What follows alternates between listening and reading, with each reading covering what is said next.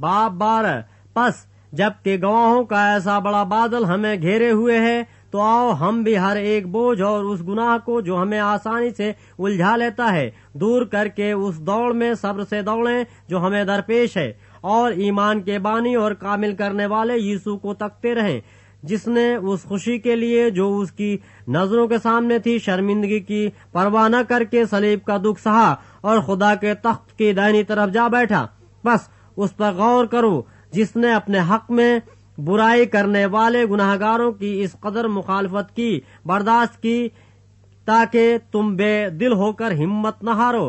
तुमने गुनाह से लड़ने में अब तक ऐसा मुकाबला नहीं किया जिसमें खून बहा हो, और तुम उस नसीहत को भूल गए जो तुम्हें फर्जंदों की तरह की जाती है कि ऐ मेरे बेटे, खुदावंद की तंबीह को नाचीज न जान, और जब वो तुझे मलामत करे तो बेदिल न हो, क्योंकि जिससे खुदावंद मोहब्बत रखता है उसे तंबीह भी करता है, और जिसको बेटा बना लेता है उसको कोड़े भी लगाता है।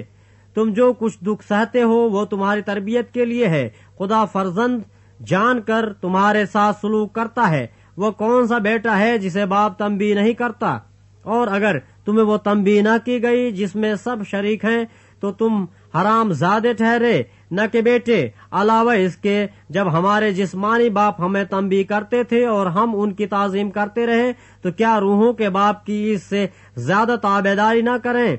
जिससे हम जिंदा रहें? वो तो थोड़े दिनों के वास्ते अपनी समझ के मुआफिक तंबीह करते थे, मगर ये हमारे फायदे के लिए करता है ताकि हम भी उसकी पाकीज़गी में शामिल हो जाएं। और बिलफेल हर किस्म की तंबीह खुशी का नहीं बल्कि गम का बाइस मालूम होती है, मगर जो उसको सहते सहते पोख्ता हो गए हैं उनको बाद में कैन के साथ रास्तबाजी का फल बख्शती है।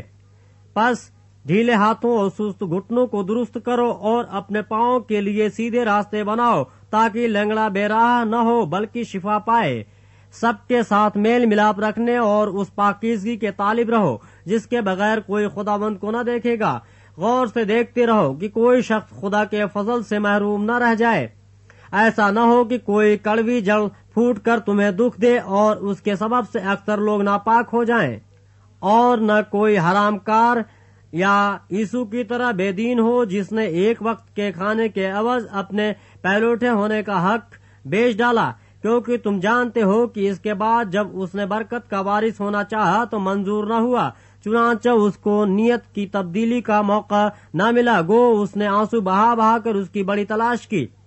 तुम उस पहाड़ के पास नहीं आए जिसको छूना मुमकिन था, और वो आग से जलता था, और उस पर काली घटा और तारीकी और तूफान और नरसिंगे का शोर और कलाम करने वाले की ऐसी आवाज थी जिसके सुनने वालों ने दरख्वास्त की कि हमसे और कलाम न किया जाए, क्योंकि वो इस हुक्म की बर्दाश्त न कर सके कि अगर कोई जानवर भी उस पहाड़ को छुए तो संसार किया जाए। और वो नजारा ऐसा डरावना था कि मूसा ने कहा, मैं निहायत डरता और कांपता हूँ। बल्कि तुम सिय्योन के पहाड़ और जिंदा खुदा के शहर यानी आसमानी यरूशलेम के पास और लाखों फरिश्तों और उन पौलुठों की आम जमात यानी कलीसिया जिनके नाम आसमान पर लिखे हैं, और सबके मुंसिफ खुदा और कामिल किए हुए रास्तबाजों की रूहों, और नए अहद के दरमियाने यीशु और छिड़काव के उस खून के पास आए हो जो हाबिल के खून की निस्बत बेहतर बातें कहता है। खबरदार उस कहने वाले का इनकार न करना, क्योंकि जब वो लोग जमीन पर हिदायत करने वाले का इनकार करके न बच सके तो हम आसमान पर के हिदायत करने वाले से